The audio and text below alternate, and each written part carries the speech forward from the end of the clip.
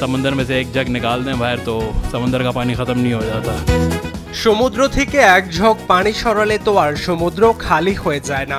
নিজের ওজন কমানো নিয়ে এমন মন্তব্যই করেছেন পাকিস্তানি ক্রিকেটার আজম খান। পিএসএলে তার দল করাচি কিংস একের পর এক ম্যাচ হারছে। আজম খান সংবাদ সম্মেলনে এসেছিলেন সেই ব্যাখ্যাই দিতে। তবে তখনই একজন সংবাদকর্মীর প্রশ্ন আজমের অতিরিক্ত ওজন নিয়ে।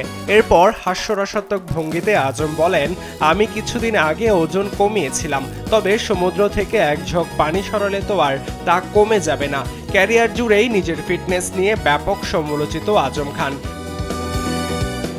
পাকিস্তানের সাবেক ক্রিকেটার মঈন খানের ছেলে আজম খান এখনও পাকিস্তান দলে থিতু হতে পারেননি এই ফিটনেসের জন্যই। তবে আজমের মধ্যে সেই ফিটনেস ঠিক করার ইচ্ছেই নেই, এমনটাই ধারণা ভক্তদের।